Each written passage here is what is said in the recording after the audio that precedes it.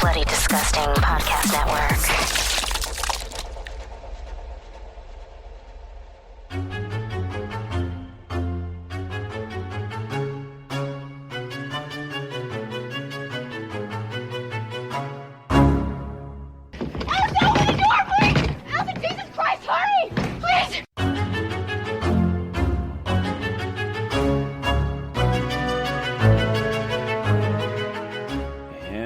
Back to Horror Queers. We're talking beaver jokes, we're talking animatronics, and we're talking penis carnage. I'm Joe.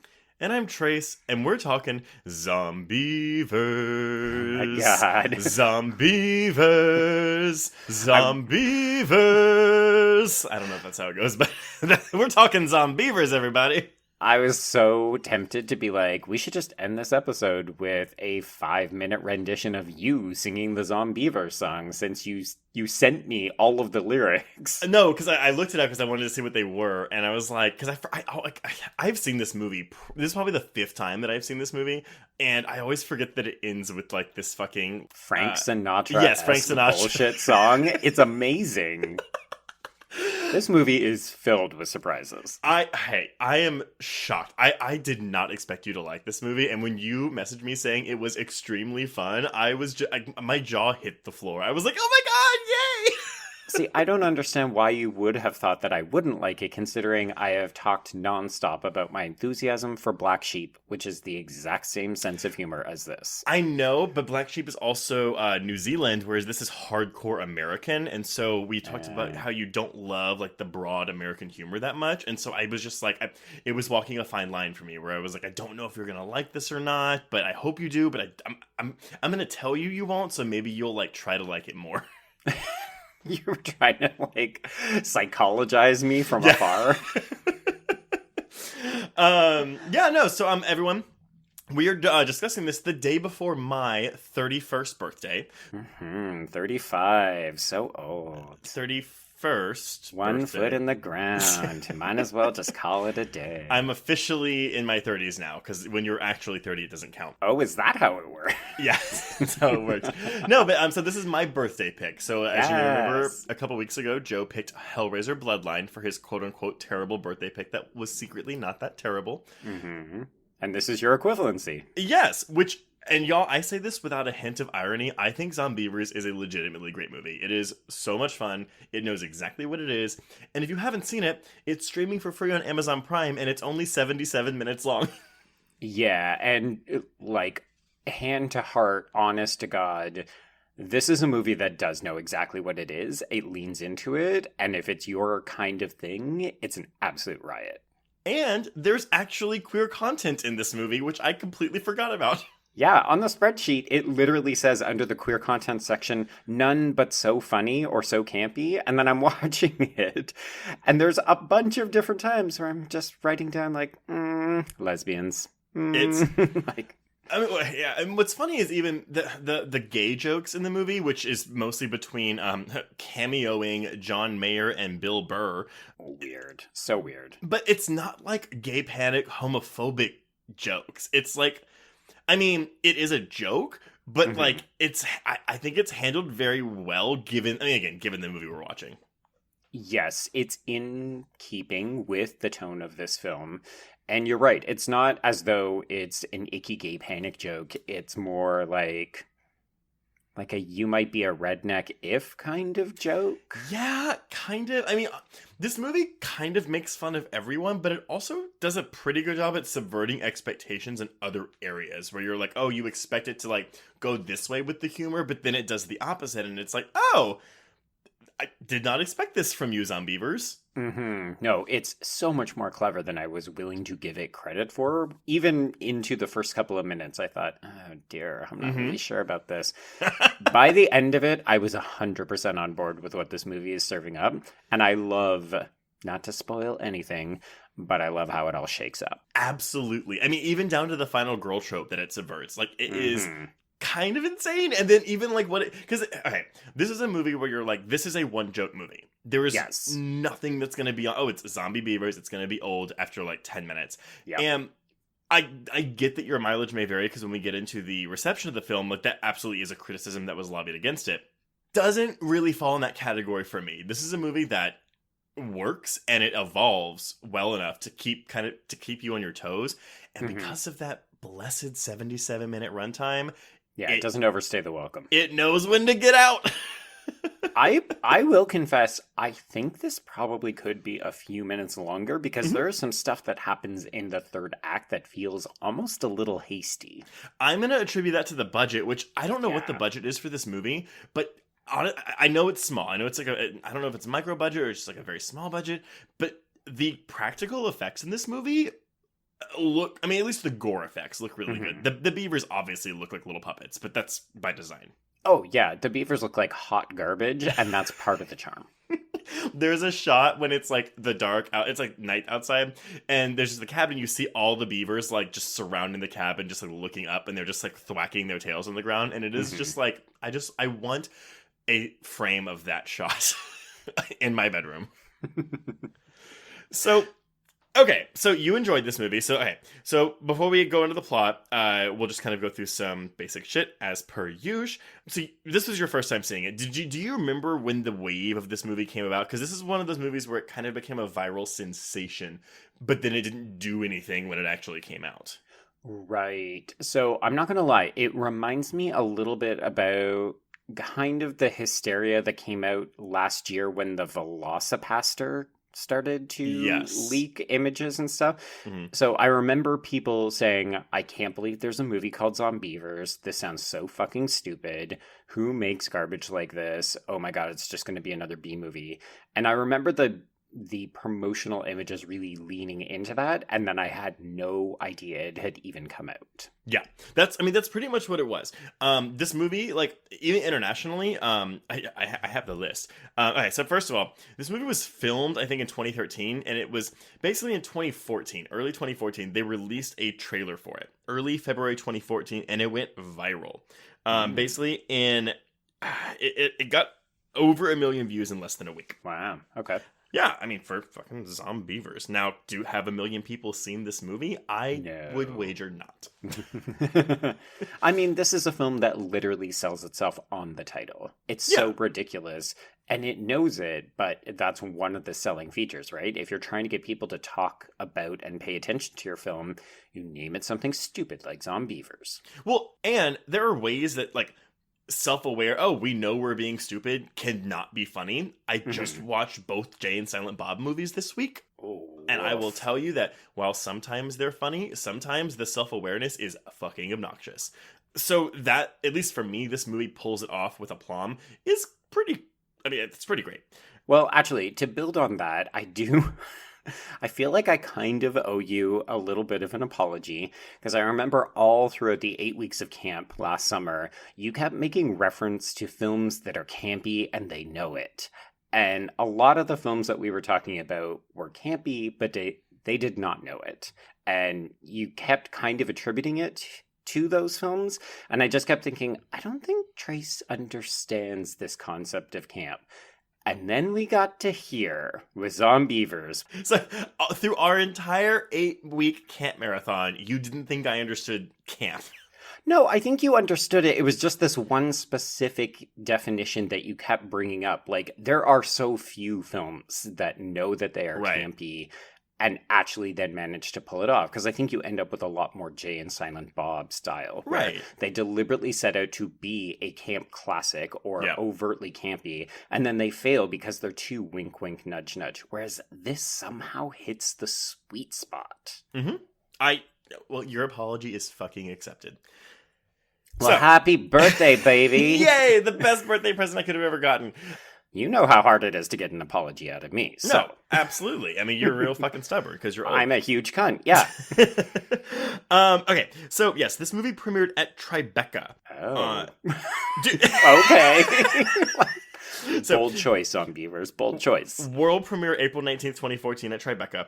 So when they were trying to get this made, the director, Jordan Rubin, who some people may know.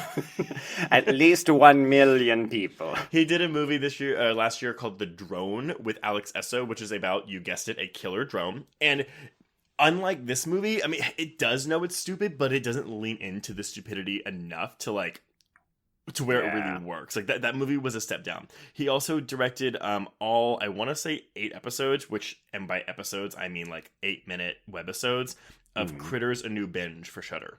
Oh, okay. Which I have not seen, but I've heard it's really bad. Yeah, Critters is another one of those where I think some people really love it because of the low budget effects and just how endearing that is. I haven't seen the Shudder series, but I did see the big screen version that came out last summer and did the festival circuit, and it is also awful. But have you seen the original 4? I have not, in the defense of the originals. Okay, the first 2 are legitimately great movies. I have a soft spot for 3 with Leonardo DiCaprio because it was the first one I saw, and it was on UPN all the time, and so I like watched it. Like, it doesn't really hold up now. No, I'm sure. But your fond memories carry you through it, right? Right, but 1 and 2 are legitimately great. 4 has Angela Bassett and Brad Dourif and is set in space. Oh my god.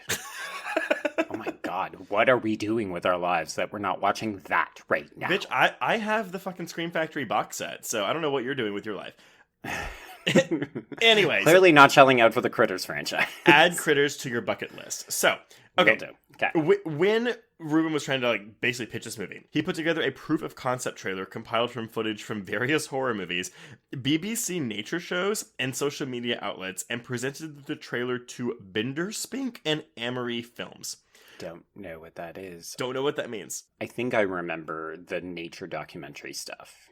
Well, so basically they were like, that's cool. That's a cool idea. So they agreed to finance the film, and then the film went into pre-production.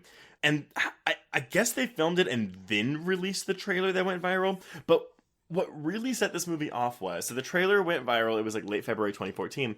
That was the year that movies like American Hustle and Gravity and Her were all nominated for Oscars. And so they ran this viral marketing campaign for Zombeavers that took the posters for those 3 movies and inserted a Zombeaver into the poster and put quotes on it that were like, garbage movie, says YouTube critic, like blah blah blah, like all this shit. And it was really fucking funny. But then like the movie doesn't come out, like it doesn't get released in the States until March 20th, 2015. Oh. So yeah, that's not wise. A year, apparently it was released in Austria in late 2014. Like, there's a lot of question marks that I have around some of these decisions. I don't know what was happening with this movie, because this is a movie that I feel like a lot of horror fans, even casual horror fans, would just watch and love. I mean, smoke a bowl and watch this movie. Like, it doesn't even like whatever. Oh yeah, like my kingdom for an edible while I was watching this movie. A glass of wine was not enough. No, 100%. So okay. Yes, March 20th, 2015, it got a very limited release into 11 theaters. Opened number 66 with $8,163 and went on to gross almost $15,000 domestically. But it grossed $40,000 internationally in Austria, Lebanon, and Spain. Huh. Okay. That is it. So we're looking at a worldwide gross of $54,985. So this might be the most low-budget film we have ever covered on this podcast. Or at least the lowest grossing film. I mean, maybe Stage Fright was lower. I don't remember. No, I think that even made more money than this. Or maybe All Cheerleaders Die. Any of the ones that went VOD directly, obviously, are going to make less money. For sure. But anyway, so that was that. So I think though that the fact that it came to VOD and limited theaters in March, like over a year after like the trailers and stuff went viral, that's your death knell right there. Yeah, it needed to be out the next month. Like they needed to have those Oscar campaign pictures out in February, March, and then have the movie dropping on VOD in April. Well, or I mean, if the fucking movie's coming out the next March, then do another Oscar poster campaign for 2015 movies. I don't get it, but yeah. I mean, these things do still cost money, even if they're just being distributed on the internet. So it's possible that these guys had just dried up all of those funds. I mean, it's possible. I mean, and again, it's streaming for free on Amazon Prime. So if you haven't seen it, go watch it. So reception is mostly positive, to be honest. Rotten Tomatoes, we're looking at a 69% from about 32 reviews. 6. I know, right? I was like, that's appropriate. But average score of 5.7 out of 10, whereas with Letterboxd users, we're looking at an average score of 4.6 out of 10. So that was a bit shocking to me, but I really think that people just aren't giving this a chance, or they're rating it without watching it. Oh, entirely possible. Yeah. So before we jump into the plot, I mean, honestly, there's no one really famous in this movie that, I mean, I would consider famous. Although, unless you know Hutch Dano, who is from a TV show called Zeke and Luther, which was a Disney show. Yeah, and in case you're wondering, because you're like me, he is not related to Paul Dano. No. He's also much more attractive than Paul Dano, but... This is a low bar to clear.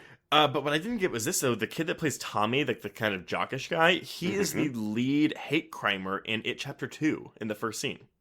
Oh, really? Mm-hmm. He's also in It Follows. He's the guy that, like, the first guy that, like, gives it to Micah Monroe. Okay. Yeah. So, yeah, that's kind of notable. That's notable. So basically, he shows up to open a horror film. Basically, yeah. He makes it pretty far along in this one, but he's spoiler alert, the first one to die. And then, yeah, this is a crew where it's like, they're all buddies. They are clearly all buddies because most of these people have worked on this and The Drone and Critters: A New Bench. Yeah. Although I will say the cinematographer Jonathan Hall did shoot GBF, which I love, as we all know. Right, yeah. Go back and listen to our Jawbreaker episode if you have no idea what we're talking about. And if you didn't listen to that, I don't even know what to tell you. Who are you, even, if you didn't listen to the Jawbreaker episode? Right? That was a really good downloaded episode for us. So yeah, okay, well, let's get this birthday bash started with talking about Zombeavers. Zombeavers. Oh, you did like the dip really well. I can't do the dip. I've been working on it all week. That's good. I listened to it before we started recording. Okay, then. All right. We open on a pair of idiots. They are delivering canisters for a medical research facility. So yes, we have Joseph, who is played by Bill Burr, and he tells Luke, who is played by John Mayer, who, not gonna lie, I would not have recognized him had you not mentioned it, despite the fact that he's obviously just John Mayer wearing a Dollar Tree mustache. Admittedly, I don't really know a lot of his music. I just know that he dated Katy Perry and that he referred to his penis as a white supremacist. Okay, there's just so much to touch on there. On there. Yeah. He is problematic. He's gross. He's actually dated a bunch of famous women. Yeah. Because that song "Your Body Is a Wonderland" is about Jennifer Love Hewitt. That's the one. That's his like one big hit. I mean, I'm sure he's had other hits. Sorry, don't come after me with pitchforks, gays. But I'm sure. Remember that Trace is having a birthday, but also he doesn't know music. No, I did write down the name of the medical facility, which thank you. Okay, I thought it was going to be a joke, but I didn't get it. But maybe it is. It's Mammarow Neck Medical Facility. I was like, okay, so maybe it's trying to play off of memories. Maybe. I mean, wouldn't be surprising given the nature of some of the other jokes, but no. My daughter's a real fucking bitch too. I've got that in there. Okay, so go ahead. So these two idiots are driving down the road, and Joseph is telling Luke about how easy it actually is to date a man because he did it once, and the worst part were the whiskers, apparently. Okay, so I'm watching this, and I'm like, because again, when it first happens, I dated a guy once, and you're like, oh god. Yeah, here we go. Where is this going? So I wrote down like kind of a spark notes. He goes, I dated a guy once, and John Mayer's like, oh, well, tell me all about it. But it's like, not making fun of him. It's like, oh, no. Tell me all about it as your friend. And it's like, good for you, movie. He goes, well, there's not a lot to tell. It's one of the easiest weeks of my life, except the sex. It's not the dick. It's the whiskers, man. It just creeps you out. But you know what? Easiest week. We just agreed on everything. So maybe not homophobic, a little sexist, but sure. Yeah, I mean, I think the punchline here is definitely that if you date a woman, you're just going to spend all your time disagreeing. And it's a little bit like, yeah, there is sex, like, it could have taken it in a very different direction about, like, oh, I couldn't do anal or something like that. So it's a bit amusing to say the whiskers as opposed to. I mean, again, it's a baby step, but I appreciate that. Sucking the dick wasn't bad. Like, that's not the problem. I just love that we have back-to-back birthday pics that have casually talking about dating an unconventional partner. Dating a queer person, we'll say. There we go. Yes. Yeah. No, I Unexpectedly. agree. I mean, also, 2 movies that neither of us thought had any explicit queer content, but here we are.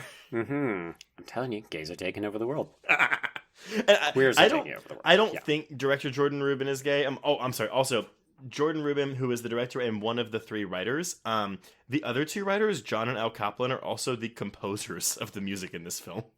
I mean, it's all hands on deck when you're making a low-budget feature. The music is kind of goofy, but we'll get into that with the main title sequence. Yes. Yes. Yeah.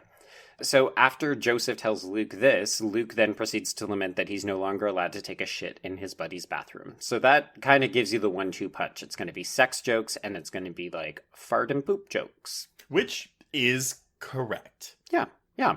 So if you can get through the scene, you kind of know what to expect, except it actually gets a lot funnier.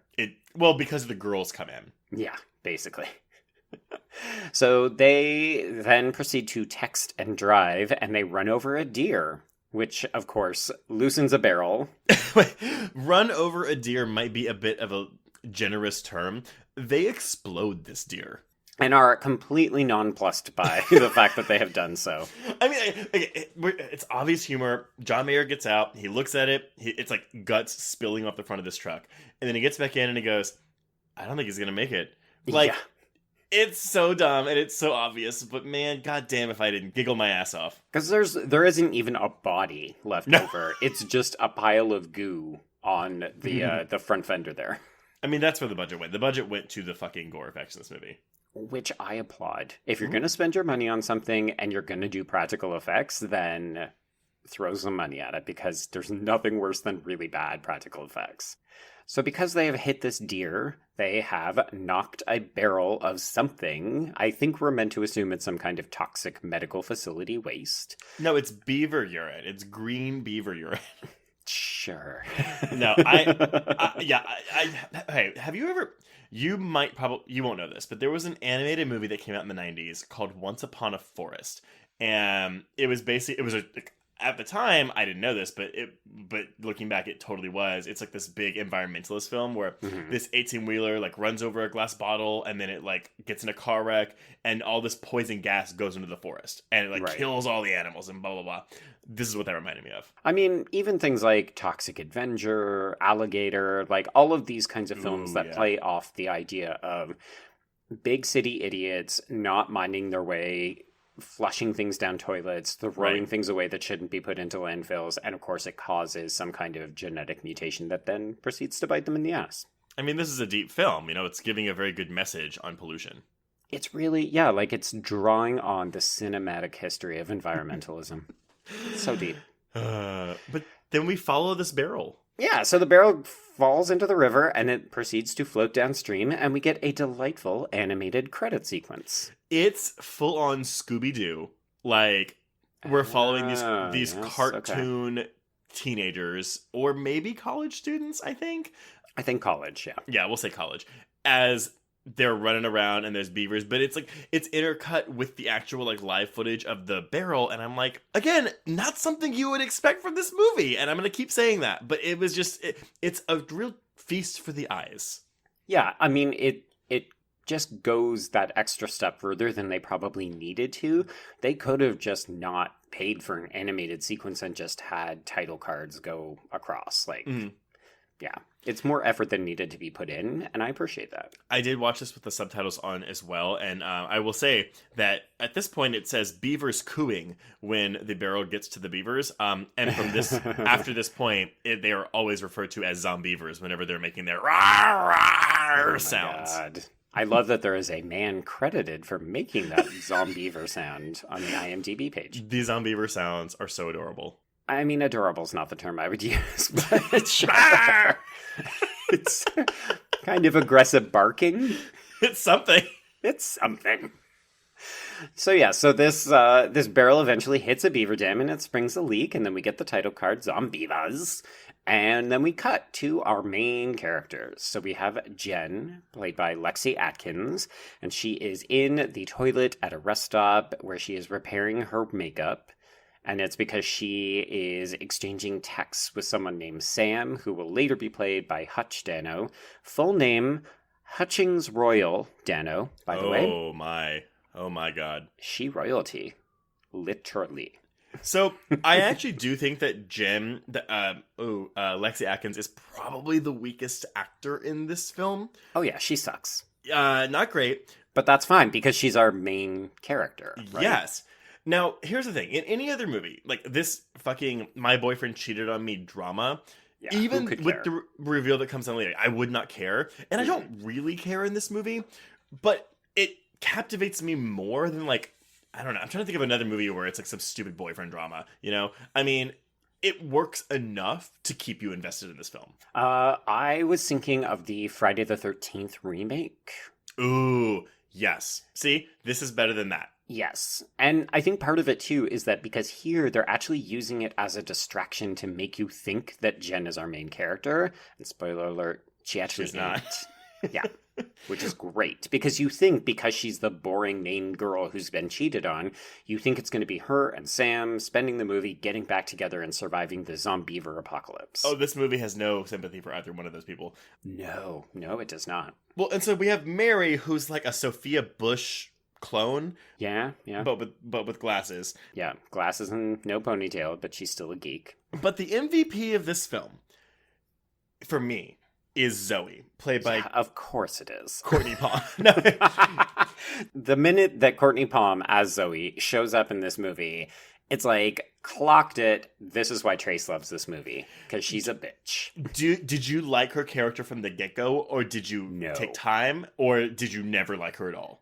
I liked her when they get to the cottage. This introductory scene with the three girls and the driving and the no text, no boys, what's with this music? Yeah. I didn't love it, although I did warm to Zoe so she's the type of girl who has a little dog, and the dog is cute but also annoying because she cares about it far too much.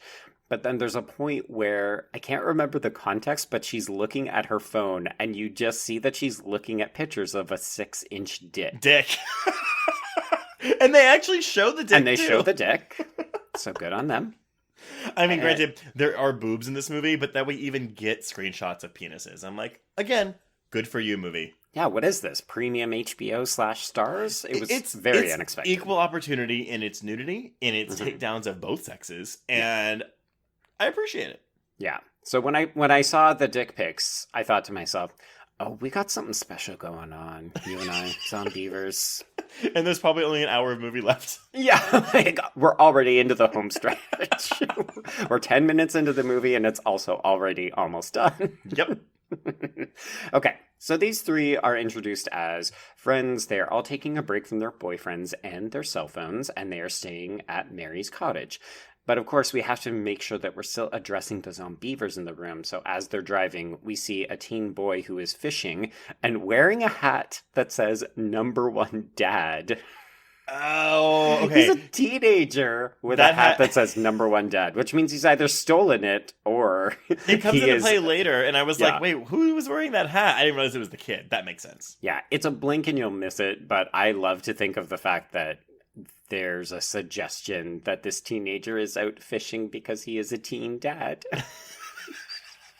And then you get the great, like, the beaver takes away his fishing pole, and then all of a sudden the beaver attacks him, and you get a POV shot of the beaver and like the close-up on his face, and it's like, rawr! Yeah, there's a lot of Zombeaver POV shots in this movie, and I was here for it. Oh, 100%. It feels like an 80s, almost like alligator. It's like that 80s creature feature.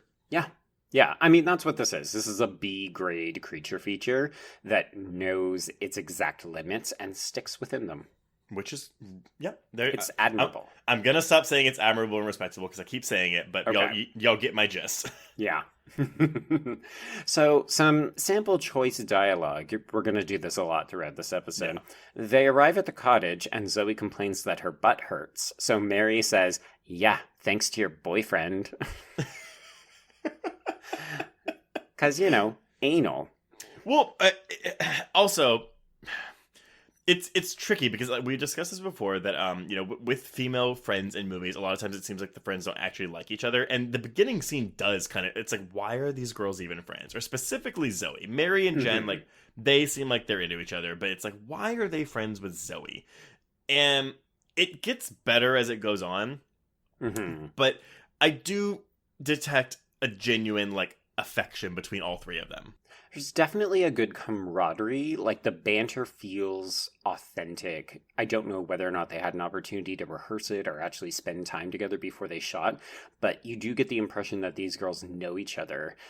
There is a sense that the friendship is stronger between Mary and Jen. And maybe Zoe is the girl that they were friends with back in college and they've kind of kept in touch, but they're not always sure why. I don't know. Yeah, that's pretty much it. But you were primed for Zoe to, like, die first. You were primed for that. 100%. You're like, oh, she's the bitch who's a floozy with a dog, and she likes sex. Yeah, she's dead already. Yeah. Oh, trigger warning. Also, if you haven't seen it, the dog dies. Yeah, the dog does die. But it's really funny. It's pretty funny. Okay, so at this point we are introduced to Miss Gregerson, who is played by Phyllis Katz, and she is the neighbor, so she lives in the cottage next door, and she wanders over and she's like, oh, hi, girls. You know, she's the kind of kindly, slightly older grandmother type character. And this is when Zoe delivers some exposition. She's very frank that Jen's boyfriend has cheated on her, and that's why they're at the cottage this weekend. At which point then Ms. Gregerson confides to Mary. Trace, do you want to deliver this line? Oh, I will deliver this. Yeah, so Zoe's saying all this fucking shit just to be a big bitch and basically saying a bunch of fuck words just to kind of shock Mrs. Gregerson. And Mary's like, I'm so sorry. And she goes, oh, don't worry. My daughter's a total fucking bitch too. A real whore. A real whore. Sometimes she brings home people, I don't even know what sex they are. And I don't mean that in a bad way. I'm a very liberal woman, but my daughter's a real piece of work and not that attractive. Yeah. That's the selling feature right at the end. And not that attractive. I think when I first saw this movie, this part was when I was like, oh. Yeah. I'm into this movie. You have me. Yeah, it's a little bit rocky up until this point, and then we're pretty good. So Miss Gregerson invites them over for breakfast the next day, and then they go inside the cottage and discover it's quite small. There's only one bathroom. Zoe's dog immediately pees on the floor. Don't you love that shot where it's like, why are we seeing this? It plays no purpose, but we're adding to that 77-minute runtime. Pad that runtime, baby. Pad it all the way to the theater. So Jen immediately escapes to the bathroom so that she can check on messages from Sam, except that she discovers there is no service. It's not really that funny, but the actresses sell this joke, which lasts a pretty long time, fairly well. Yeah, because Jen freaks out, and then Zoe immediately comes out, and she also freaks out. At which point, Mary reassures them, you know what, don't worry, you're not going to miss your phones. Let's just go to the lake. Let's get changed. So they do. So they get changed. They head out to the lake. Zoe immediately doffs her top. Yes. And they swim out to a raft, which she doesn't understand what it even is. She thinks it's wood in the water. This is the grossest pond lake thing I've ever seen in my life. Ew. Yeah, when they were like, should we get in this water later on in the film? I thought to myself, you shouldn't have gotten in the water at all. Yeah. How do we feel about these titties? I mean, not like their quality, but like just, oh, we're getting tits in this movie. Yeah, it was very 80s all of a sudden. Like, okay, the slutty girl's going to take off her top now. Remarking about the quality, I will say that at this exact moment, Brian turned around and he said, oh, she's actually got nice boobs. She's actually, as if like he expected her to not have nice boobs. Admittedly, we have seen a couple of films recently where it was like, oh, okay, we're seeing boobs and not the kind that I want to see. Right. And granted, while we get them like right up front, like in the get-go, I think this is the only scene where we get boobs, I think. Yeah, but it's extended, right? It is, but I don't. It's not like fucking All Cheerleaders Die, where it's just camera in the boobs. You know, it's like right. It's not focus. They're not the focus of these scenes. Again, I'm diving deep into this movie. It doesn't deserve it, but fuck it. I will say I felt like the short shorts in this film were actually more gratuitous than the boob shots here. Right. Because these girls wear super short shorts the entire time, and I couldn't figure out if it was to reinforce how much skin they were exposing later when we start to find out the impact of a Zombeaver scratch. But it also just felt very much like These are city girls. They are wearing short shorts and high heels, and they are out in the country. I mean, maybe. Maybe that was the intention. I don't know. I don't know. It was probably like, hey, girls, can you bring your own wardrobe? Because we can't afford it. We don't have a J-Lo wardrobe budget for this. Exactly. Okay, so they swim out to the raft. They're having some conversation. Of course, this is when we get the number one dad hat floats by in the background. Mm-hmm. They're drinking light beer, which felt like the least authentic part about this movie. I just could not imagine these girls drinking light beer. You've never grown up in the South. This is true. I mean, granted, we don't know where... Do we know where they are? Oh, I think Mary... I want to say that they say Connecticut, but I could be wrong. Okay, well, that destroys my statement, but if it is the South...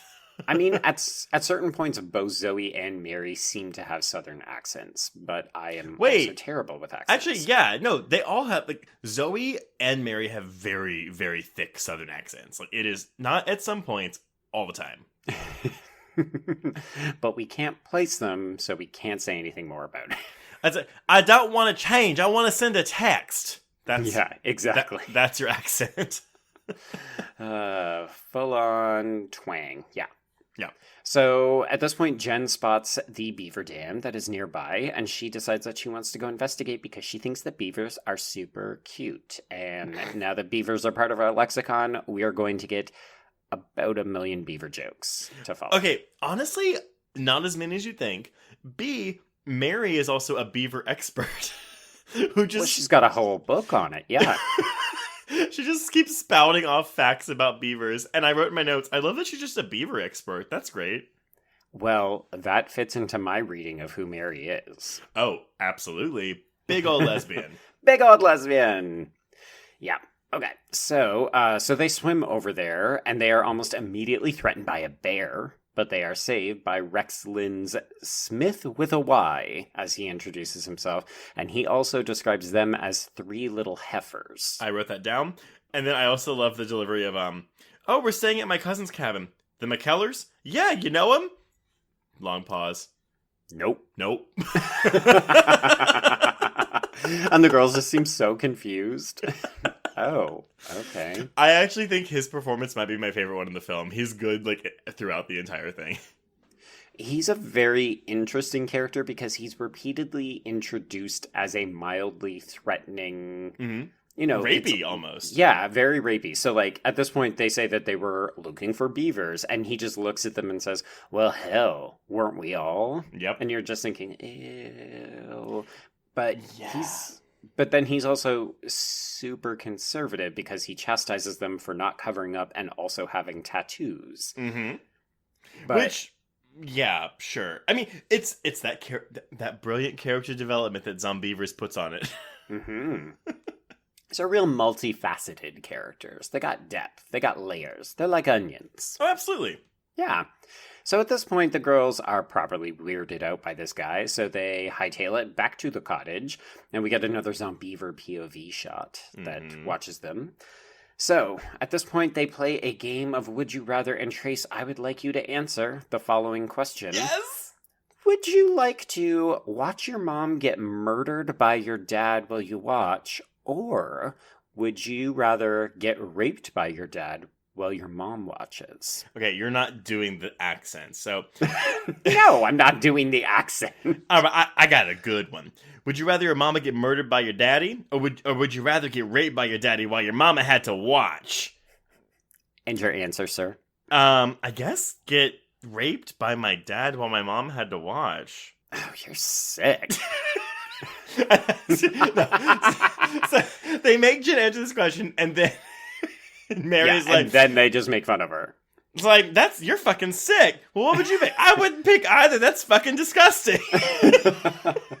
This is the moment, though, where you're like, okay, I see the dynamic here between them, and it's this is when I was, okay, cool. They're all friends. I get it. Mm-hmm. This is what we're working with here with this fucking disgusting question. Yeah, they're weird. They're a little bit drunk. They're just having a good time. You know, at this point, this is where we get our first very obvious cue that Mary is a big old lesbian because she says it. She wants to try to make out with Jen again because they apparently tried to make out once before. And that actually is the not downfall, but like a weak aspect is that they do build this up until one of them dies. But then, it's kind of like, oh, like that's it. Like we don't get any more of that. Yeah, it feels like they're teasing something, but I can't tell if it's for titillation or if it's a legitimately dropped subplot. See, I would go with the latter only because there isn't enough titillation with the lesbian stuff to for me to classify it as titillation. Mm-hmm. Yeah, like we're not in Piranha 3D territory. Right. Yeah, exactly. Yes, correct. So at this point, we get a loud knock at the door, and all the girls are scared, but Zoe is drunkenly unafraid, so she goes outside, and very quickly it is revealed that the boys have tracked them to this cottage. So we have Mary's boyfriend, Tommy, who is played by Jake Weary, Zoe's boyfriend, Buck, who is played by Peter Gilroy, and then we've got Jen's cheating ex, Sam. And they have driven the 4 hours out to the cottage so that they can get to the fucking. So I wrote, Buck is the 6-inch cock guy, whose penis we were seeing on the phone earlier. Mm-hmm. But also, Buck, on the surface, when you meet him, you're like, oh, I'm not going to like you and you need to die. I actually found him endearing after a while, where I was like, I kind of like you. He's an endearing asshole. Like, he never changes it up. He's always one note, very much party guy, let's get to the fucking. Right. But he's never I don't know. Like, okay. Stop me if this sounds too terrible. Okay. Because he's not the hot one. Yeah. He's more of the schlubby kind of loser one. Mm-hmm. It goes down better because it just kind of makes him seem lovable somehow. I agree, and the movie even comments on that in a bit with his sex scene with Zoe. Yeah, because, I mean, if we're being honest, Zoe is the quote-unquote hot one of the group. So it's interesting to have her be with him, who is the schlubbiest of the Here's three the guys. thing. For me, Mary is the hot one, but she's wearing glasses, so she's not hot. Oh my god, I was drinking. No, She's got glasses and a ponytail tray. But because Jen has the ponytail for most of this movie, so they're like splitting it between the two of them. Zoe actually, I think Courtney Palm is attractive, but she is not the quote unquote hot one between the actresses, in my opinion. Come on, she's like the southern version of the slutty chick from Love Actually. Yes, mixed with a little bit of Kate McCucci. I don't know that I know who that is. You should Google that because you're gonna see it. Anyway, but yeah, I do love the banter though when they show up, because again, the issue here is that like Zoe invited the guys there, and that was the problem. But there's this whole thing about how his dick fell asleep, and then she's like, "I gotta wake that dick up." Yeah, come on, Jen, let me wake the dick up. Yeah, so Jen decides to let all three of the boys stay, which I feel like she immediately regrets, because then we just cut to both of the other couples having terrible, loud, and very unconvincing looking sex. Oh, absolutely. I mean, it's and I know you watched the bloopers at the end of the movie, but you can see how many takes they did of these sex scenes. Yeah. And it's really funny. But yeah, there's a part where Buck is like, "You are way too hot for me." "Oh, I know, baby. I know, baby." Oh my god. Yeah. Like, it's the kind of just pound towning that you see in really bad pornography where people are like, this is going to feel so good if I just try to fuck as hard and fast as I can, like Jackrabbit style.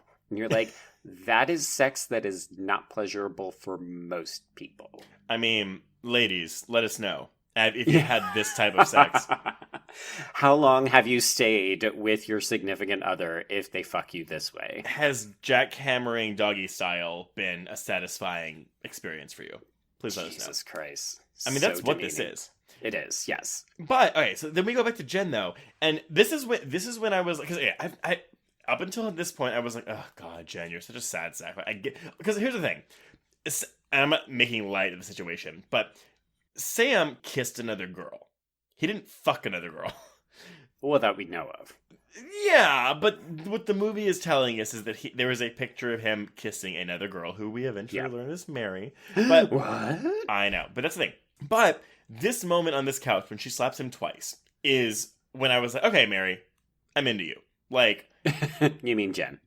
I mean, yes, sorry, Jen, I'm into you. You're like, hey, Mary, but also your name's Jen. But you can do your plot summary for this because the movie is the thing where I'm like, that like it goes away and then it takes a turn where I'm like, oh, like okay, cool, didn't expect that. Let's go. Yeah, I mean, she basically wants the truth, and they're having this, coupley heart-to-heart moment where he's saying, no, I'm not going to tell you, and she wants to know why you won't be honest, and yeah, it's not very interesting because we've seen it a million times before.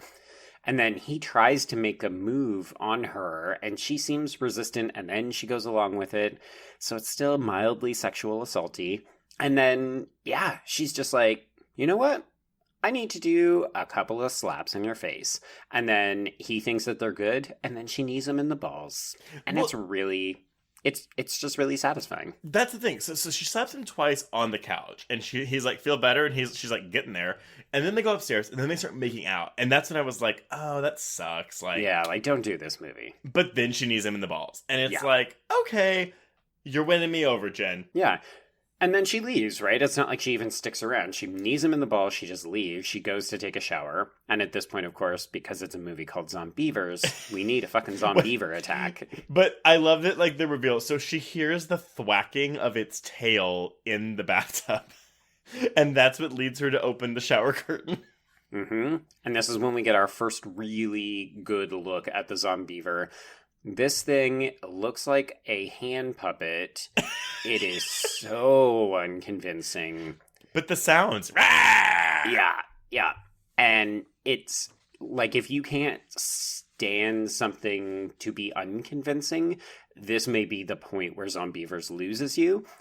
I feel like if you're a little bit dead inside and maybe somebody hurt you as a child, if that's the case. Because really, like, the execution of this hand puppet is clearly this labor of love wherein they said, we just need people to recognize the teeth and the tail. And apart from that, it can just be a furry brown hand puppet. It's so funny. Like, funny. It's just like, because when she opens it, it like lifts up and it's like floating almost in the air. It's like, rawr! It's so charming to me. It's just like, these people. Yeah. God bless them. It's so low budget, very wacky, very silly. Mm-hmm. So she, of course, freaks out and she runs outside to tell the others. And she's crying. She's very upset. And Buck goes, Jen, you are a really ugly crier. I wrote that line down too. Like, it's the meanest thing that you could say to someone who's upset. Well, Buck also because she's running around her bra and panties at this point too. So it's also like, it's kind of exploitative, but like, I never for once feel like the movie is ogling her, you know?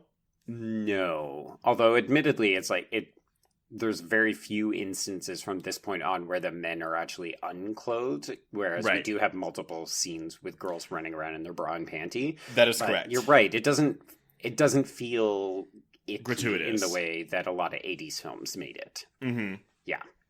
So they go back into the bathroom. They find nothing, and Buck makes fun of her until the Zombeaver pops out of the cabinet. Well, there's a lot of two of the guys calling each other a pussy. You're a little bitch. Like, This is that kind of hostile humor. It works for me here, whereas it didn't work for me as much in Hostel. Yeah, I think if only because this is so obviously a film that is not taking itself seriously, whereas Hostel is presenting it very straight-faced. This is just what men do. That's true. Yeah. But yeah, then of course, we get it pops out of the cabinet. Rawr! And of course, Buck is also undercut at this moment because he's got a high-pitched, girly shriek when he screams in fear. Mm-hmm. And Tommy then beats the Zombeaver to death with a baseball bat. And then they bag the corpse and they toss it out onto the porch. And that's it. That is that. Mm-hmm. They have handled this problem. We are good for the rest of the night. So, of course, Jen is unconvinced. She wants to leave, and everybody is like, Jen, settle down. You're fine. So they head back inside. Buck proposes a safety orgy to keep them all safe. Okay. Close proximity. Yeah. I mean, I assume you've had a safety orgy, right? I've had an orgy, not a safety orgy. Well, it kept you safe, right? You know what? I did feel safe. I did feel safe. Okay, good. So we see the bagged Zombeaver out on the porch beginning to move again, suggesting that even if you bag and tag these fuckers, they're still going to come back to life. Which, zombies. Zombeavers. That's Zombeavers. the rules. So, the next morning, Smith with a Y discovers an empty trap, and the campers discover that the corpse on their porch is missing. The boys explain that something in the wild probably just carted it away, which kind of makes sense. I mean, we did get a shot of a bear earlier, and if you just leave things out, sometimes... It is Chekhov's bear, too. Yeah, it is. And I was here for it. I was, too. So Jen is still protesting, and nobody gives it the time of day. They have no apprehension at all about getting into the water. So at this point, they're like, you know what, Jen, you stop being a pussy. And this was the one meta comment that I really, really liked in the movie, is when Jen says, "Can we please stop with the beaver jokes?" Oh, I don't even remember that. No, because there's a line where Buck's like, "I've never even seen a beaver," and then Zoe's like, "Well, maybe you should try going down on me once in a while." That I get. Chekhov's cunnilingus. Oh my god, I know. And then this is when we find out again. It works for me. I don't know if it works for everyone else, but this is when the drama comes in, where it's like, we've learned now that Mary is the one that was kissing Sam. Mm-hmm.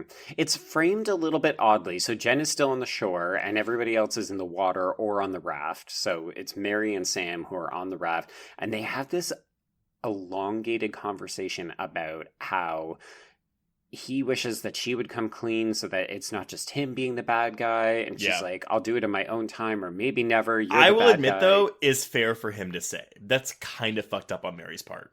Oh, yeah. And it's obvious that Mary has, baggage that she's dealing with about how she doesn't want to lose Jen as a friend. Because she's a lesbian. She's a whole lesbian. Yeah, I mean, she obviously kissed Sam because she was trying to get closer to Jen and break them up. But none of that is said. But they're having this conversation, and literally the other people are 2 feet away in the water. Yeah. It makes sense later because you find out that everybody except Tommy actually already knew about this. Yeah. But at the time, it felt like a bad framing job where I was like, shouldn't they be further away from the raft? It also seems like a way for the movie to go out of its way to make Sam seem like a douchebag, because there's a part where Mary's like, "Oh, but she'll hate me if I tell her." And he's like, "Maybe. Tell that to my finger." And it's like, you're a shithead. Like, he is the most despicable character in this movie. Oh, yeah. Yeah.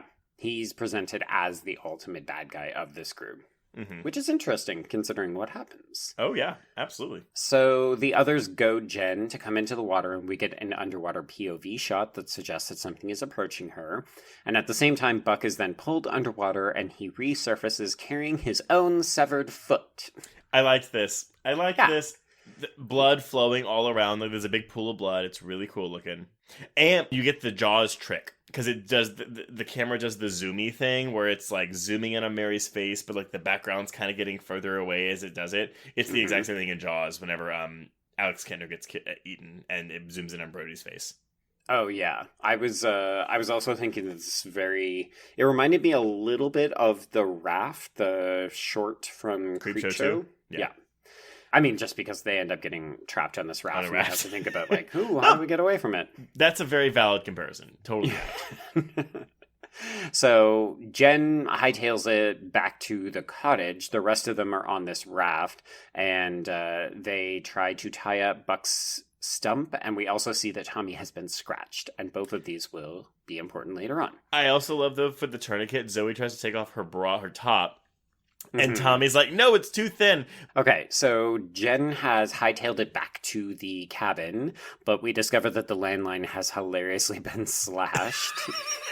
I have this in my is notes, so ridiculous. All caps, the Beavers cut the phone line. Yeah. And, like, you literally cut to an outside shot of, the classic, here's the phone line, and you just see these really super fake-looking scratches where the cable's been cut. Oh, that's so good. So there's multiple Zombeavers who are circling and attacking the raft. They're poking up through the boards. And Jen is actually being attacked in the kitchen by the half-severed creature from the night before. So it is like fully coming apart in the middle from where Tommy hit it with the bat. Really good effect, by the way. Like, I think this entire sequence, like with this beaver puppet thing, is really cool looking. It's gnarly as hell. Yeah, like it's still not convincing at all as a beaver, but in terms of the gooey, stretchy tendrils that connect the two bodies, it's icky. And it's still going rawr, rawr, rawr the whole time. Indeed. Yeah. So at this point, Sam uses Zoe's dog as a diversion to lure the Zombeavers away. So he tosses the dog in the water and the dog begins to swim for shore. And then you see all the Zombeavers going after it. And it would be sad that the dog is then killed, except that it just looks so silly. It looks the very Zombeavers silly. are so bad. and the movie does a service by, in the bloopers later, it shows the dog swimming with the beaver puppets, and it's not afraid. And you hear someone in the background go, "The dog's supposed to be afraid of the beavers." Yeah. I think at one point it even like swims over one of the beavers. It does. It's very funny. I mean, it sucks. Like, I mean, like these beavers just like pull this dog underwater, but yeah. It's definitely played for laughs, and it is very funny. Mm-hmm. Yeah, and it's not like they linger. Like, if you don't see a body, you don't see blood or anything like that. No. So It's just, and honestly, I'm a little surprised we don't get a Jack Russell Terrier later. True. I wonder if working with the dog was a little bit harder than they expected. Highly possible. Yeah.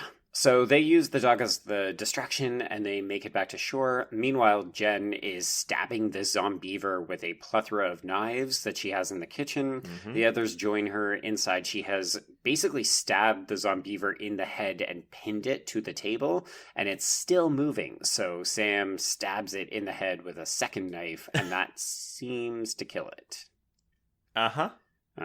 So at this point, then, we get a brief cool down period. Zoe is more upset about her dead dog than her dying boyfriend.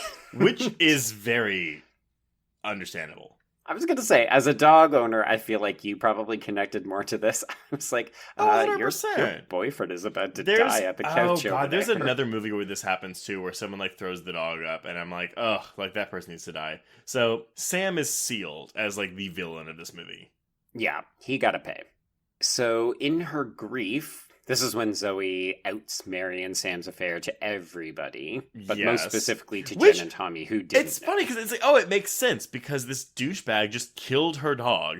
And it's like, it's not just, she's being a bitch. Like, there's emotional reasoning for this to happen. It's payback. Yep.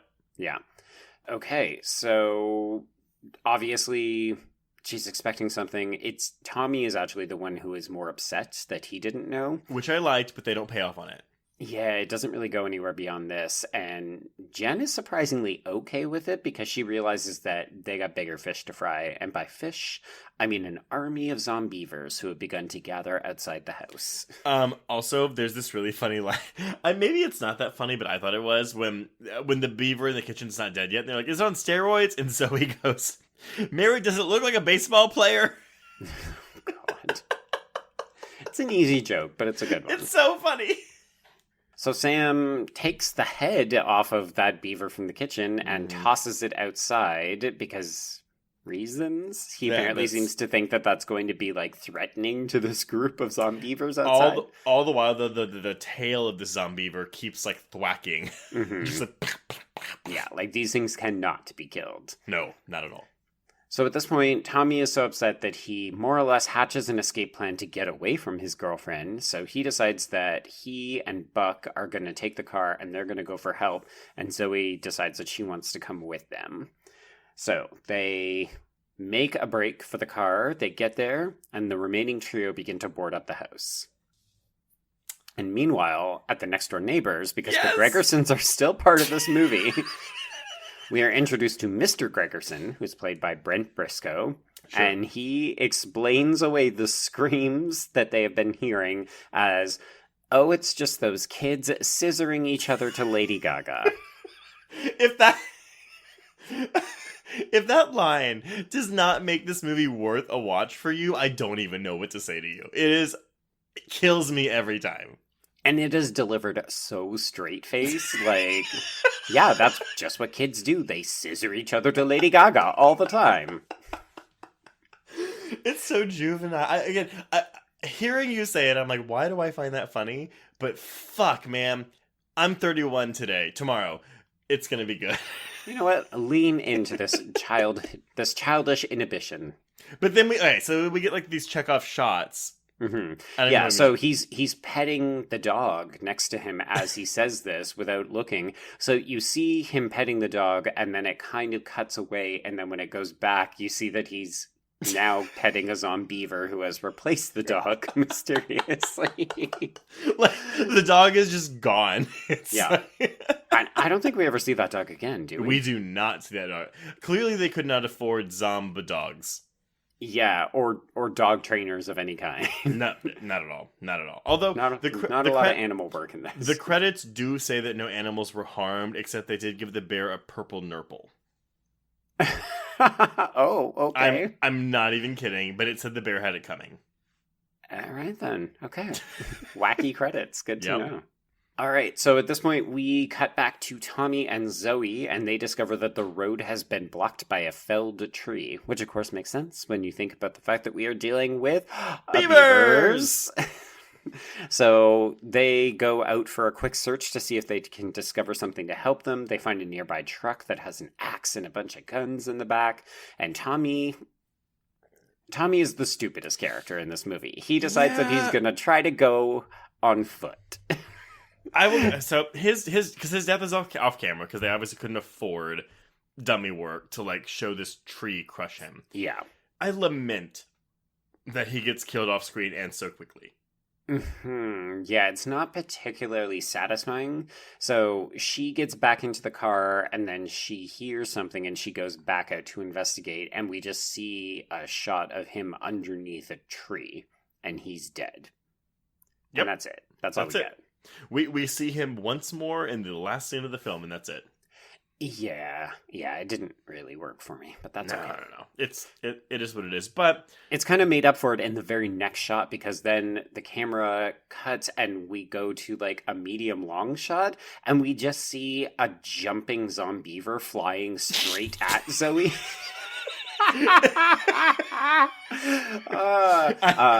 Before she could... Oh, sorry, go ahead. I have a beaver in all caps jumps up clearly on a string. Yeah. And gets blown away.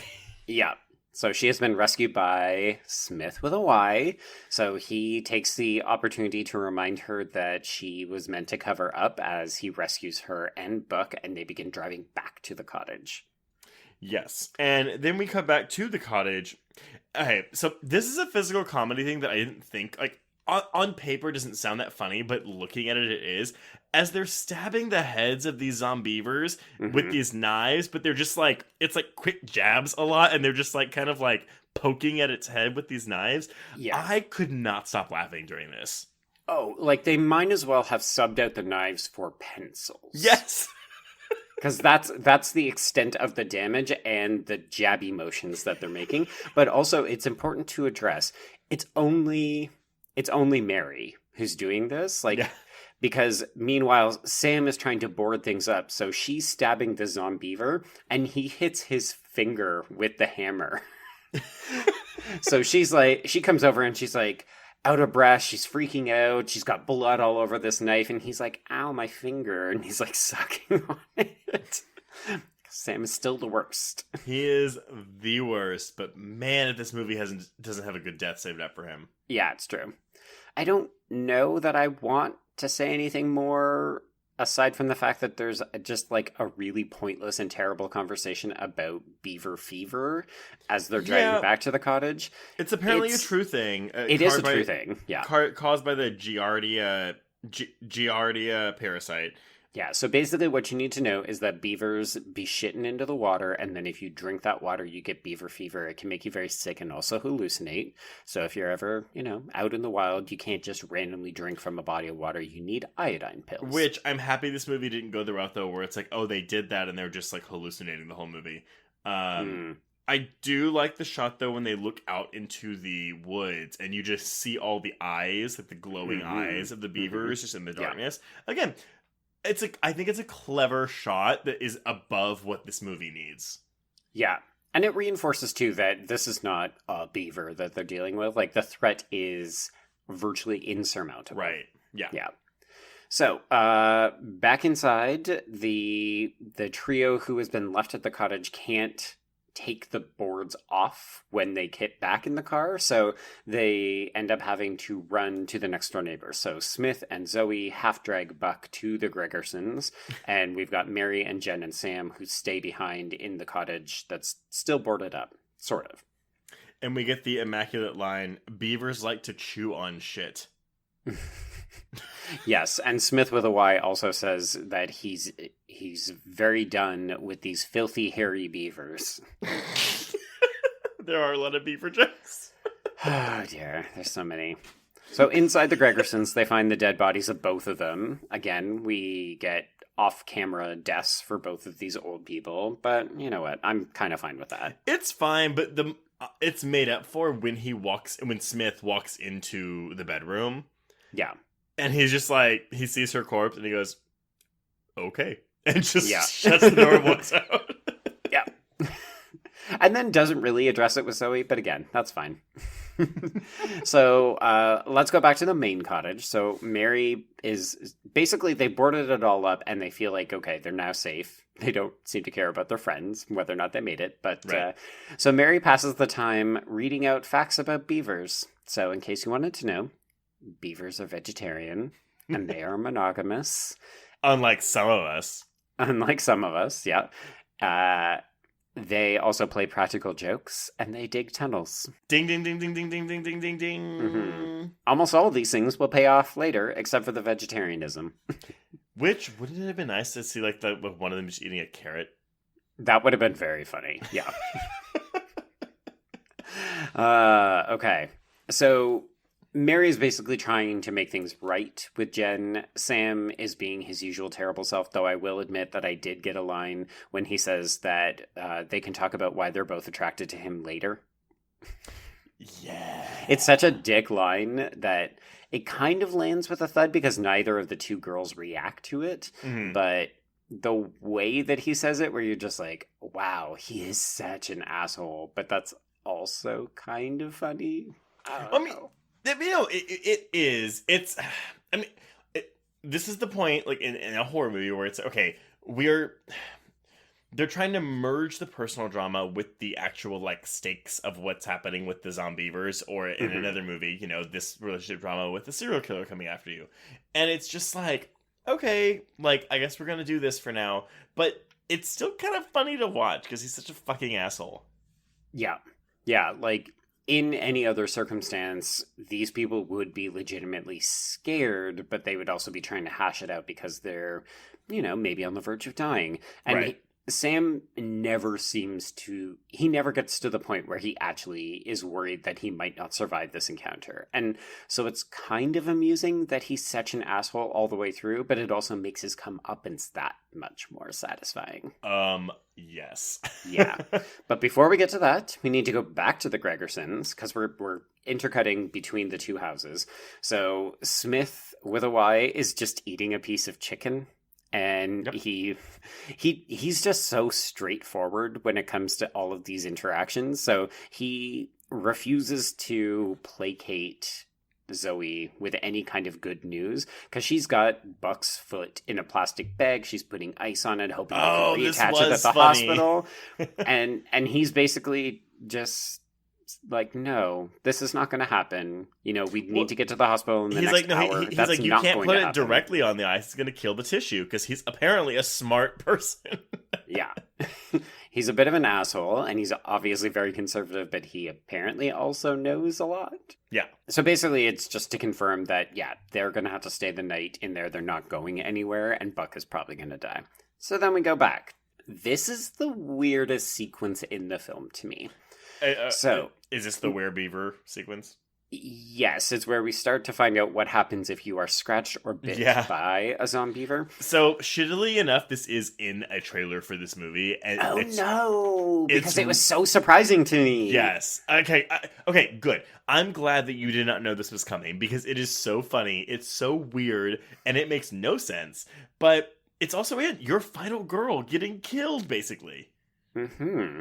Yeah, so Mary has retired to the bedroom. She's taking a nap, and you see Jen comes in, and it looks like she's about to make out with Mary. And I totally thought that this was a dream sequence. No, So no, I it's thought not. that this was Mary's dream about, like, this is it. The moment that Jen finally comes in, she crawls on top of me, she opens her mouth, and then her face turns into a fucking zombeaver, and she starts drooling onto my face. So, but hey, here's the thing though. Even with this reveal, any lesser movie would have made this a dream sequence. This would not be a real thing that happens in a movie.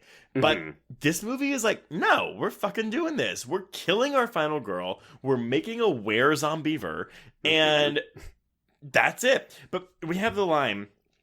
So she comes in, and Mary's like, oh, you never cared that Sam cheated, did you? You only cared that it was me. Jen, I love you really, but I just don't think of you this way. Boom. Lesbians. Methinks the lady doth protest too much. But then, of course, we don't know, because, then we have a were-beaver, and I have to know what you thought of this when this happened. Oh, it was amazing. I mean, I was disappointed because I immediately thought, oh no, this is a dream sequence. They're going to walk it back. She's just going to wake up.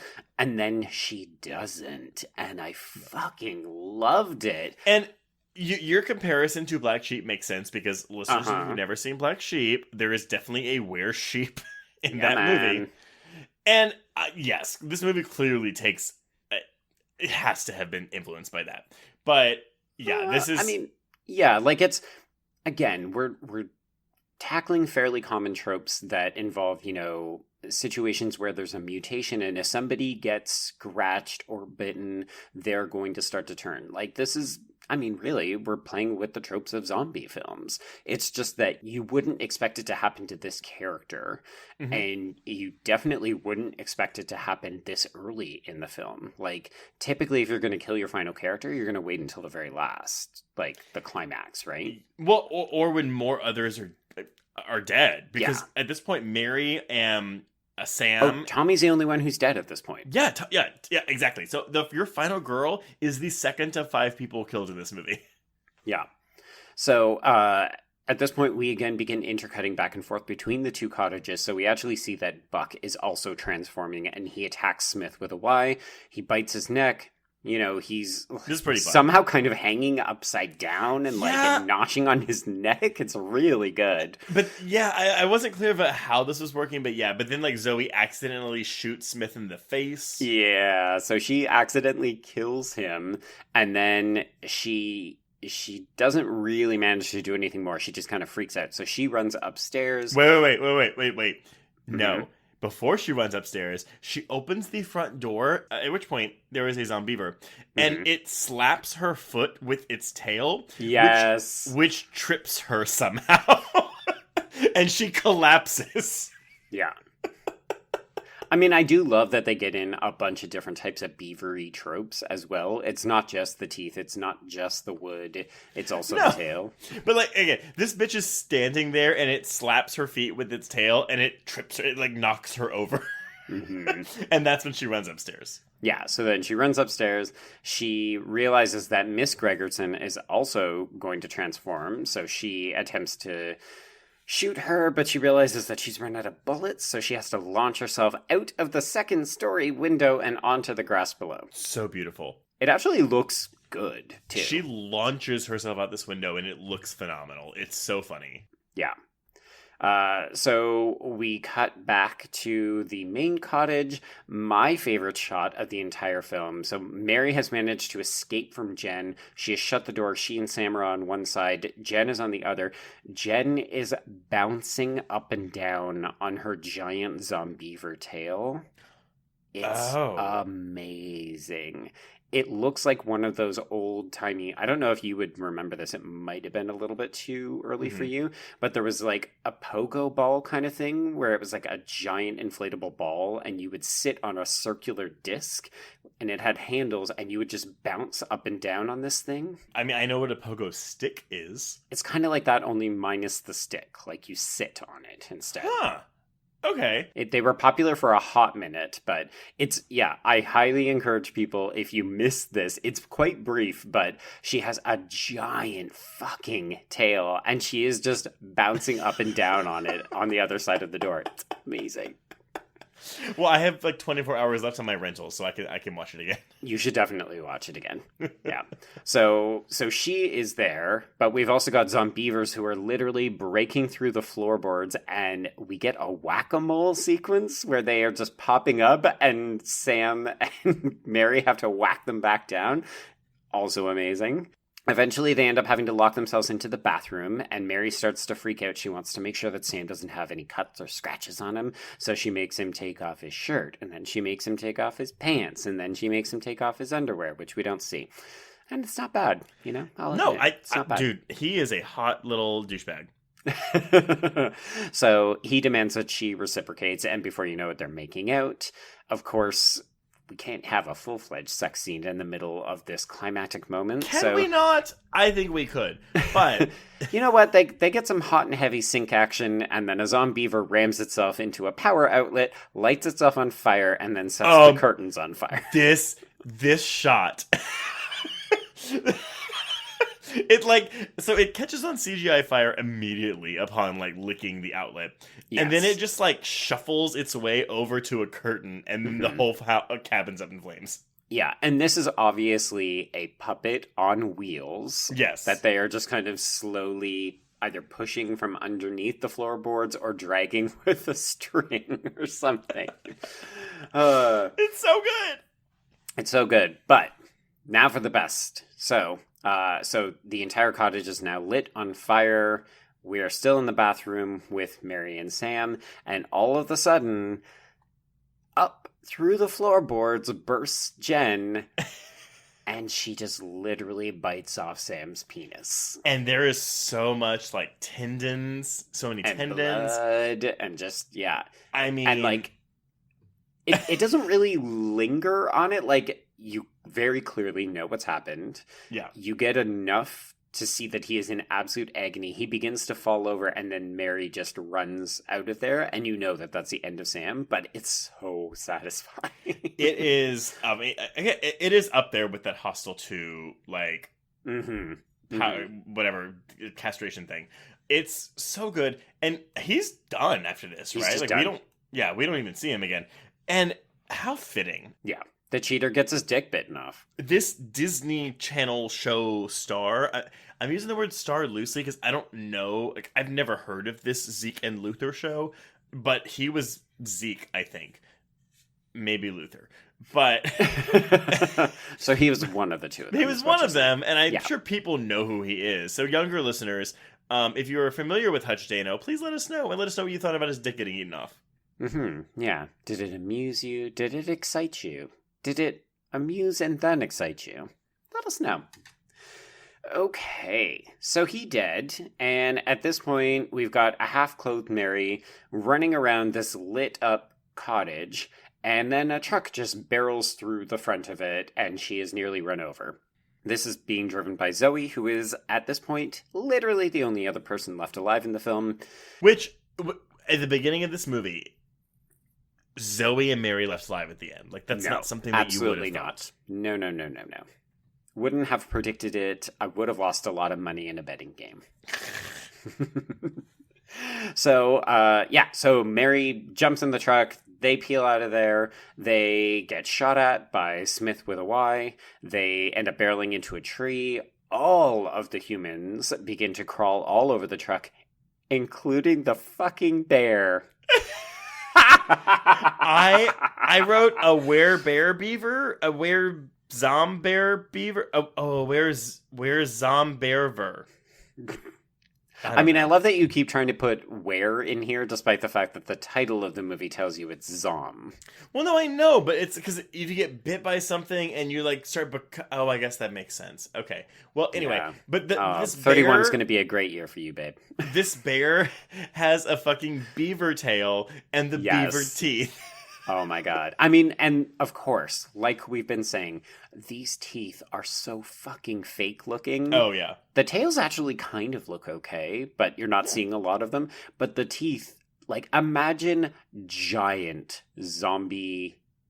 Beaver teeth. Yeah, beaver teeth on a bear who kind of looks like he's humping the back of the truck. Yep, that describes this scene. So the girls are properly freaked out. They manage to get the truck back into drive and they peel out of there. They almost get hit by another falling tree, which is hysterical because I can't remember. I think it's Mr. Gregerson and a Zombeaver. Yes. They've been chewing down the tree. Well, no, because the scene earlier when Tommy gets hit by the tree, it cuts to Zombeavers at the tree, like, snickering and, like, laughing at what they just did. Because, again, one of the facts about beavers is that they're practical jokers. Yes. Yeah. So in this case, they tried to do the same thing, but they missed. The girls managed to get by with the truck before the tree falls. And you just see this look of disappointment between Mr. Gregerson and the Zombeaver, and it's kind of adorable. It's so good. Yeah. So the tree that was originally blocking the highway is still there. So we have to get out of the truck and we have to go around. We see a brief shot of Tommy, who is still under the tree. He has not moved. Wait, did you miss them running over Jen? Oh, yes. Sorry, it is in my notes. Yes. So before we see Mr. Gregerson and the Zombeaver, Jen shows up on the truck roof. Let me try that again. No, it's like a real Kenny and Scream situation. Yes. So she's on the roof of this truck, and then Zoe hits the brake. She falls off the hood onto the road. She stands up, and then Zoe just runs her over. And then delivers the line, "I never liked that bitch anyway." That is some cruel shit right there.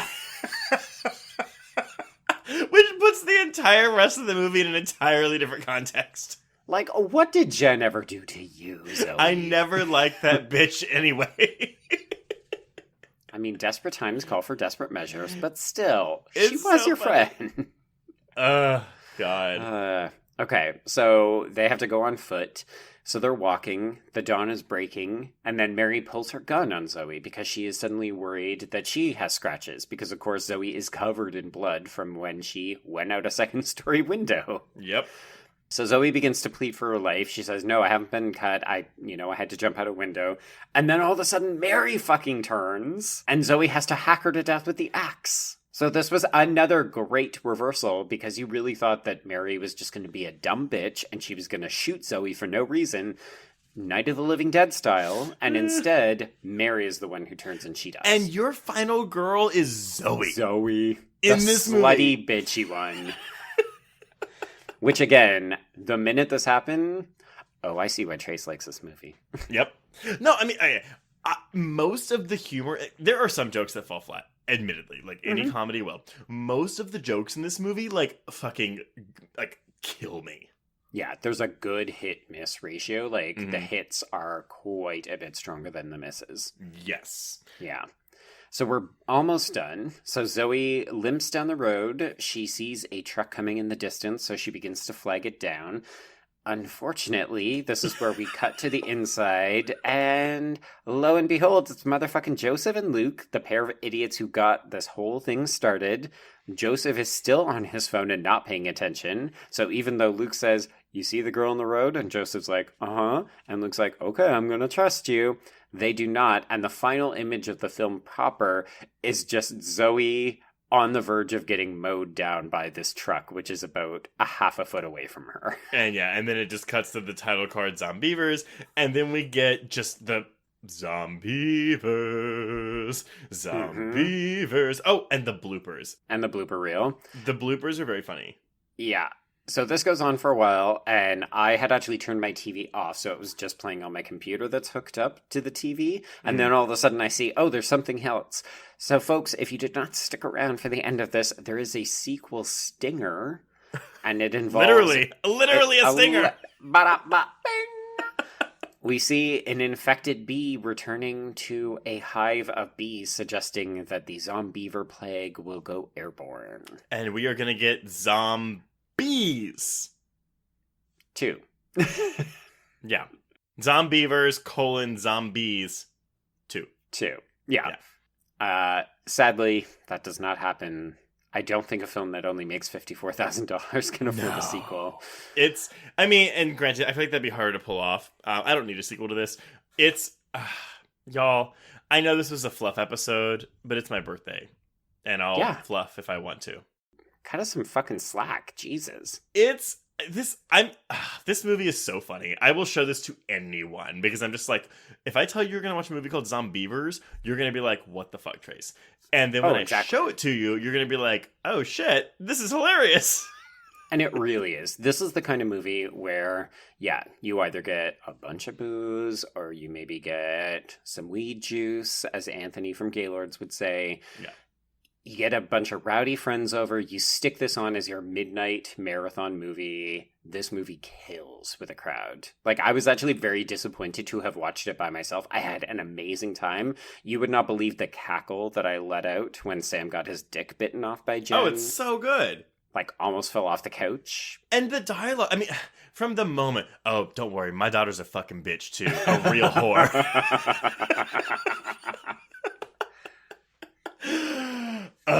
So good. Yes. So good. We needed a fun one. Absolutely. After we just fucking watched Martyrs. I was saying, we just God. watched Martyrs last week. So, I mean, yes. Thank y'all for sitting through this with me. I hope you all watched it. And if you didn't watch it, you're dead to me. Yeah, but fuck you. I know. Joe fucking watched this for me. But I'm glad you enjoyed it, Joe. I'm really glad. I was really worried, and that you did enjoy it is, I still want to do the show with you. I was worried. Good. Okay. This was the litmus test. It could have been make or break. Mm-hmm. This could have been the very end.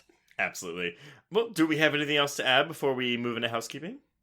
No. I mean, I would honestly just say, if the title scared people away, I really hope that they did give it a chance. But I would also like to hear from people. So if you did watch this movie, whether you watched it for the first time or this is your 5th or 50th, I would like to know what you think is the funniest moment from this film. Ooh, yeah. And actually, if you don't like it, is it just that you think it's trying too hard? Mm-hmm. Or, I mean, I'm legitimately curious because I watched this movie and I just think this is just a fucking blast for me. This is a drunk movie. This is, as Joe said, a weed juice movie.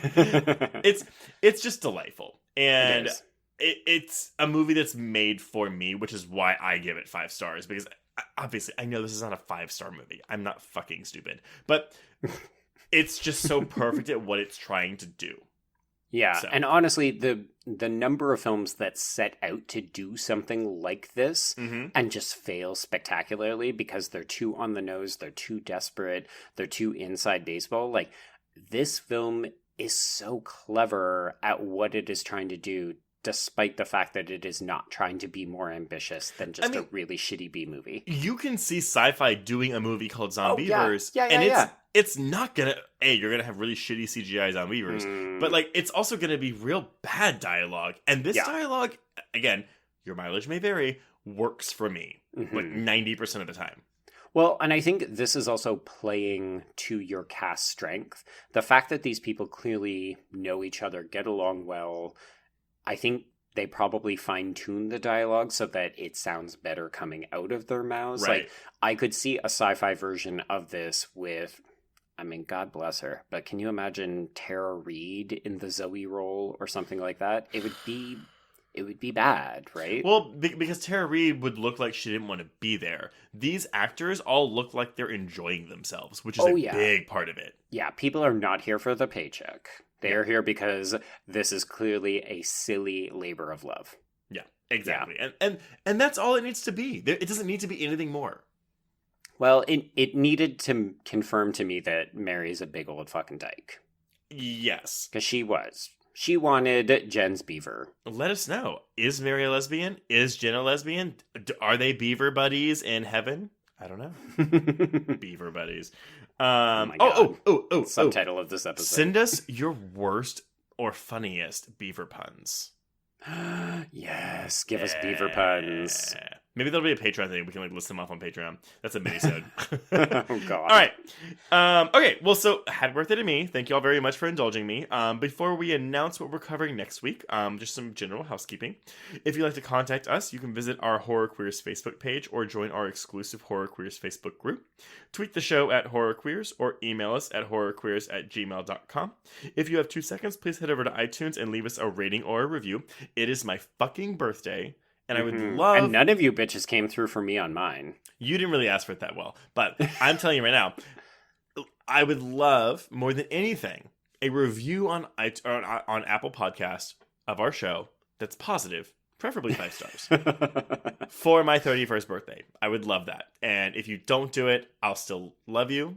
Maybe. But I would really, really, really like it if you would. So please indulge me in that too. You have to watch Zombeavers.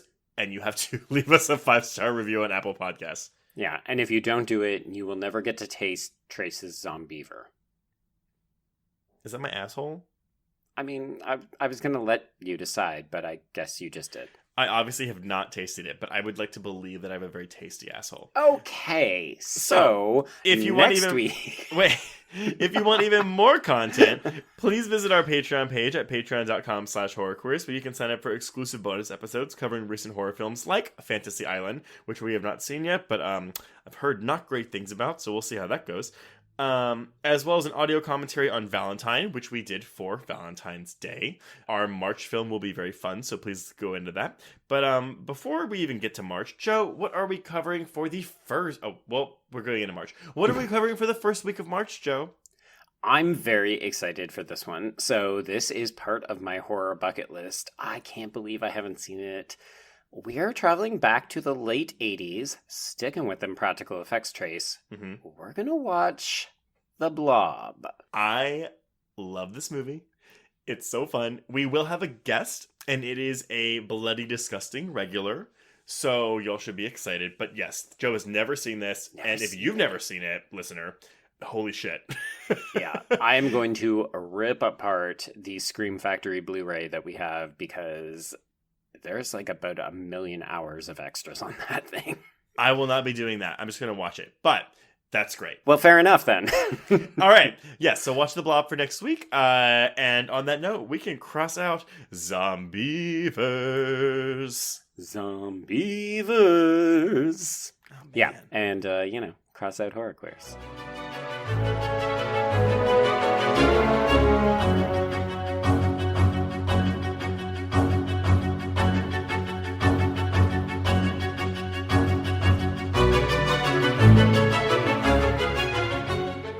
Okay. I'll try it. We'll see how this goes. Zombeavers. You hear your sweetheart scream. She tells you why you don't believe her. She saw one in the bathroom. It's no lie. It's a zombeaver. Contaminated by toxic goo. A random genetic mistake. They're semi-aquatic. They're hungry for you. Boys and girls, stay away from the lake. Zombeavers. Zombeavers.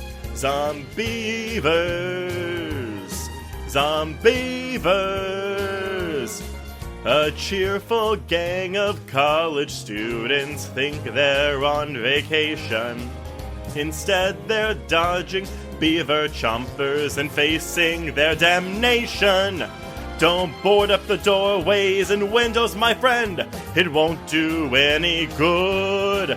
These furry brown bastards are fully equipped and they'll chew right through your wood. Say goodbye to your golden retriever. Zombeavers. So brace yourself, you've never witnessed rodents quite like these. Oh, Jesus Christ, you can't escape. They've blocked the road with trees. Check your bodies for scratches. You can't be too careful. Their claws are a cause for concern. Yes, once you're infected, it's only a matter of time before you turn into Zombeavers. Spoiler alert. Zombeavers!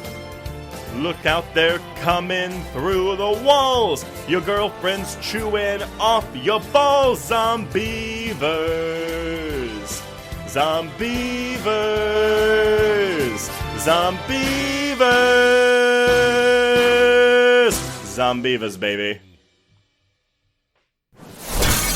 Bloody Disgusting Podcast Network, home of creepy, disturbing, and terrifying creepypastas, SCP archives, weekly full-cast storytelling, plethora queers, genre commentary from an LGBTQ perspective, and the Boo Crew, for horror-centric interviews. Listen free wherever you stream audio and at bloodydisgusting.com/podcasts.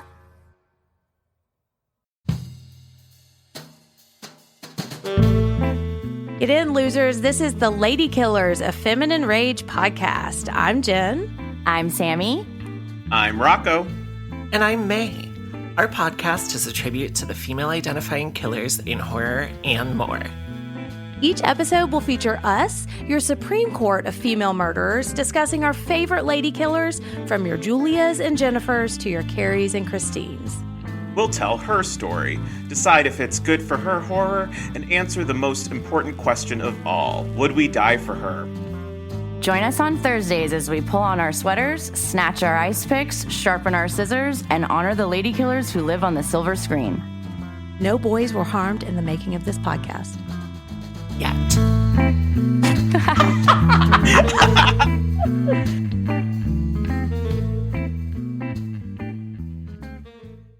It was late in the afternoon when the professor and I took our way towards the east, whence I knew Jonathan was coming. Jonathan Harker has asked me to note this, as he says he is hardly equal to the task, and he wants an exact record kept. Dear Madam Mina, I have read your husband's so wonderful diary. Strange and terrible as it is true.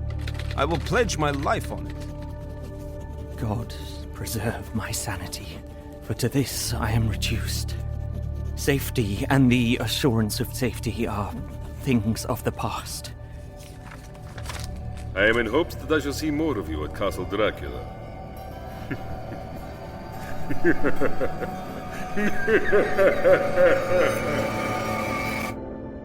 Listen to Regarding Dracula wherever you listen to podcasts, or find us online at bloody.fm.